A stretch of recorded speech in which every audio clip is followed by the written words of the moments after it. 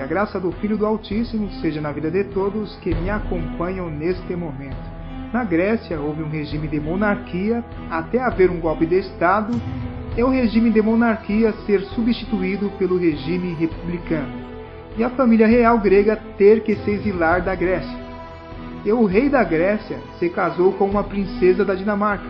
E mesmo com a casa real grega fora da Grécia e não sendo reconhecida na Grécia, os filhos do rei da Grécia e da princesa da Dinamarca passaram a ser também príncipes tanto da Grécia como da Dinamarca.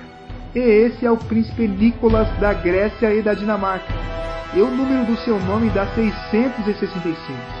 E pelo fato do Messias no Apocalipse afirmar que abomina as obras dos Nicolaitas, e por alguns entenderem que a nação da Dinamarca é uma propagação da antiga tribo de Dan, e que o anticristo virá da tribo de Dan, e através de uma leitura da visão de Daniel 8, entenderem também que a besta virá da Grécia, há especulações escatológicas que apontam ele como anticristo. E no vídeo anterior eu falei de 5 interpretações diferentes da visão do carneiro e do bode do capítulo 8 de Daniel.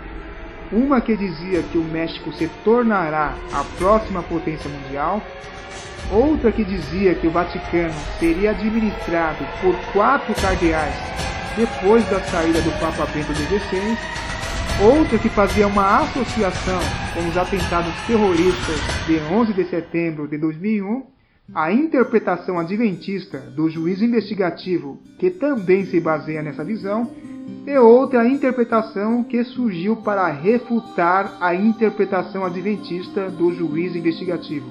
Ou seja, com a do príncipe Nicolas como anticristo, 6 interpretações diferentes de uma mesma visão.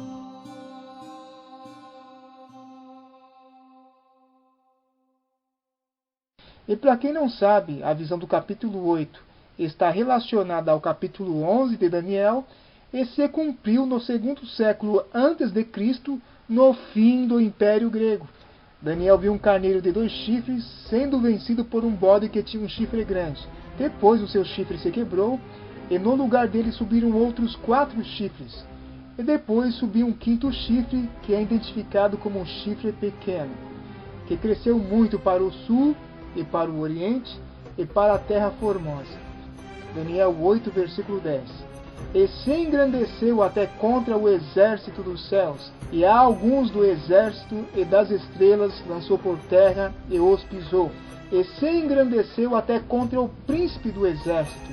O exército dos céus, as estrelas, e o príncipe do exército, contra quem o chifre pequeno se levanta, não são anjos, nem arcanjos, nem querubins, mas os sacerdotes e o sumo sacerdote. E o cumprimento histórico confirma que esse chifre pequeno foi Antíoco Epifânio. Ele perseguiu os verdadeiros líderes espirituais do povo e instituiu sumos sacerdotes e sacerdotes falsos, que através de uma falsa aliança com ele, passaram a ensinar ao povo uma falsa religião. Versículo 12. E um exército foi dado contra o sacrifício contínuo, por causa da transgressão, e lançou a verdade por terra, e o fez e prosperou. Ele colocou exércitos em Israel como fiscais, e quem fosse pego adorando a Deus, conforme a verdade da lei, seria morto. Ele colocou uma estátua de Zeus dentro do santuário, e Zeus é o cabeça do panteão mitológico grego, e ele tirou o contínuo sacrifício, e obrigou que fossem sacrificados porcos no altar. E aquilo foi a transgressão assoladora. Versículo 13.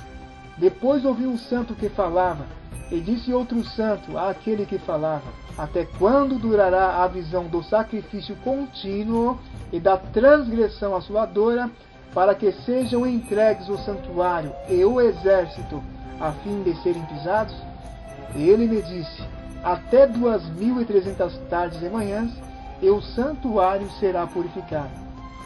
Até quando nos remete a um tempo determinado.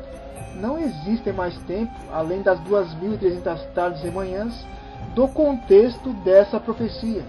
E em nome do contexto dessa profecia, todas essas outras interpretações estão fora de contexto.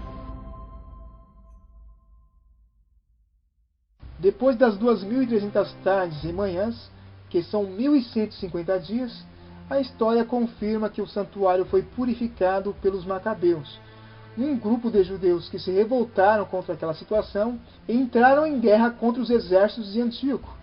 E os venceram. E além dos registros históricos que apontam para o cumprimento da visão, a explicação do anjo Gabriel corrobora com o cumprimento da visão no tempo do fim do Império Grego. Versículo 19. E disse: Eis que te farei saber o que há de acontecer no último tempo da ira, pois isso pertence ao tempo determinado do fim. O tempo determinado do fim não se trata do tempo do fim do mundo, mas do tempo determinado do fim do Império Grego, que foi representado pelo bode, que no contexto da visão nem sequer ainda tinha surgido. Nessa visão se fala do início e do fim de um império antes dele surgir. Versículo 20. Aquele carneiro que viste com 2 chifres são os reis da Média e da Pérsia. Ou seja, o anjo Gabriel já está dando a interpretação. O carneiro representa o Império Medo-Persa e os seus chifres representam a aliança entre os reis Ciro e Dário.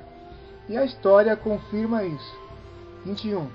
Mas o bode peludo é o rei da Grécia, e o grande chifre que tinha entre os olhos é o primeiro rei. O bode representa o Império Grego e o seu chifre Alexandre o Grande, e a história confirma isso. O ter sido quebrado, levantando-se 4 em lugar dele, significa, ou seja, o anjo Gabriel já está dando o significado da visão. Quem reinterpreta essa visão dando outro significado, está indo além das palavras do anjo Gabriel.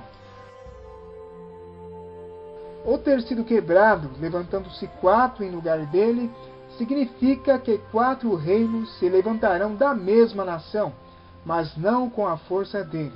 E a história confirma que depois da morte de Alexandre, o Império Grego se dividiu em 4 reinos, através dos seus 4 generais, Cassandro, Lisímaco, Seleuco e Ptolomeu. Versículo 23.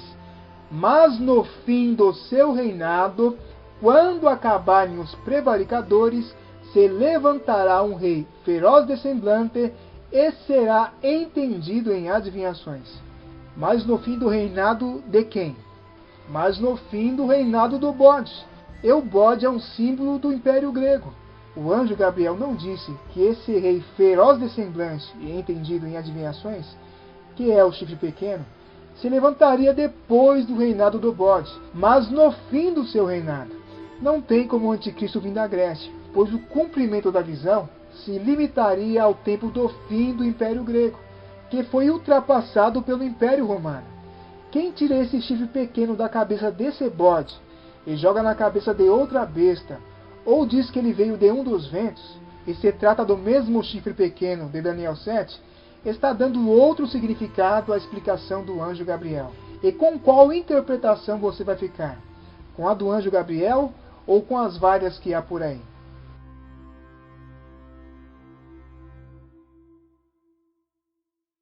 E Antíoco Epifânio é identificado como rei do norte em Daniel 11. Rei do norte porque a sede do seu governo ficava na Síria, ao norte de Israel. E ele guerreava contra Ptolomeu, rei do Egito, localizado ao sul de Israel. Por isso Ptolomeu é identificado como rei do sul. E na sua primeira guerra contra Ptolomeu, Antíoco saiu vitorioso, mas na segunda ele foi derrotado. Daniel 11, 29. No tempo determinado tornará a vir em direção do sul, mas não será na última vez como foi na primeira. Porque virão contra ele navios de Quitim, que lhe causarão tristeza. E voltará e se indignará contra a santa aliança, e fará o que lhe aprouver. Voltará e atenderá aos que tiverem abandonado a santa aliança. Ou seja, quem tivesse abandonado a santa aliança seria beneficiado. E quem rejeitasse a falsa aliança de Antíoco seria perseguido. E braços serão colocados sobre ele, que profanarão o santuário e a fortaleza. E tirarão o sacrifício contínuo, estabelecendo a abominação desoladora. No versículo 13 do capítulo 8, aparece a expressão transgressão assoladora. E aqui, abominação desoladora. E são termos sinônimos que se referem à profanação do santuário, e não à destruição do santuário. A destruição do santuário estava relacionada à abominação da desolação, que aconteceu na era do Império Romano, e não na era do Império Grego. Versículo 36. E este rei fará conforme a sua vontade, e levantar-se-á e engrandecer-se-á sobre todo o Deus. E contra o Deus dos deuses falará coisas espantosas, e será próspero até que a ira se complete, porque aquilo que está determinado será feito. A profecia fala de uma ira que se cumpriria num tempo determinado. Versículo 14. E naqueles tempos muitos se levantarão contra o rei do sul, e os violentos dentre o teu povo se levantarão para cumprir a visão, mas eles cairão. Se dentro do mesmo contexto da visão aconteceram eventos para se cumprir a visão, e a história confirma que a visão já se cumpriu, glória a Deus que a visão já se cumpriu. Versículo 40. E no fim do tempo o rei do sul lutará com ele, e o rei do norte se levantará contra ele com carros, e com cavaleiros, e com muitos navios, e entrará nas suas terras, e as inundará e passará. E entrará na terra gloriosa, e muitos países cairão, mas da sua mão escaparão estes: Dom, Moabe e os chefes dos filhos de Amon. E estenderá sua mão contra os países, e a terra do Egito não escapará. E apoderar-se-á dos tesouros de ouro e de prata, e de todas as coisas preciosas do Egito. E os líbios e os etíopes o seguirão. Mas os rumores do Oriente e do Norte o espantarão, e sairá com grande furor para destruir e extirpar a muitos. Armará as tendas do seu palácio entre o mar grande e o monte santo e glorioso. Mas chegará ao seu fim, e não haverá quem o socorra. A profecia finaliza falando da sua morte, e no capítulo 8 também fala da sua morte. Daniel 8, versículo 25. E pelo seu entendimento também fará prosperar o engano na sua mão, e no seu coração se engrandecerá, e destruirá muitos que vivem em segurança. E se levantará contra o príncipe dos príncipes, mas sem mão será quebrado. Ele era um homem guerreiro que não morreu em uma guerra. A história confirma que ele morreu de câncer, sem que houvesse quem o socorresse. Ou seja, a profecia se cumpriu. Ele sem mão foi quebrado. Agora eu posso afirmar que essa profecia se cumprirá novamente? Os comentaristas e os historiadores, ao lerem a trajetória de Antíoco Epifânio nas profecias de Daniel, ficaram tão admirados que não acreditaram que Daniel escreveu isso antes do 6º século a.C. Para eles, algum judeu anônimo escreveu isso por volta de 160 a.C., ou seja, depois que Antíoco tinha morrido, por causa da precisão dos detalhes que são confirmados pela história. Se os acontecimentos dessa profecia estavam determinados para se cumprirem no tempo do fim do Império Grego, eu não vou afirmar que o que estava determinado para se cumprir no tempo do fim do Império Grego se cumprirá novamente no Império Romano. Toda profecia que se cumpre se torna história, e dela podemos extrair lições que servem de inspiração, motivação, edificação e consolação. Isaías 55:10. Porque assim como desce a chuva e a neve dos céus, e para lá não tornam, mas regam a terra, e a fazem produzir e brotar, e dar semente ao semeador, e pão ao que come, assim será a minha palavra que sair da minha boca. Ela não voltará para mim vazia, antes fará o que me apraz, e prosperará naquilo para que a enviei. Se a palavra que sai da boca de Deus não volta vazia, mas prospera naquilo para que ele a enviou, este naquilo se refere ao contexto, porque Deus enviou a sua palavra, então é imprudente aplicar uma profecia cumprida ao futuro, dando outras interpretações. Se a profecia já se cumpriu, é porque Deus vela para cumprir sua palavra, e não cumprir particulares interpretações da sua palavra.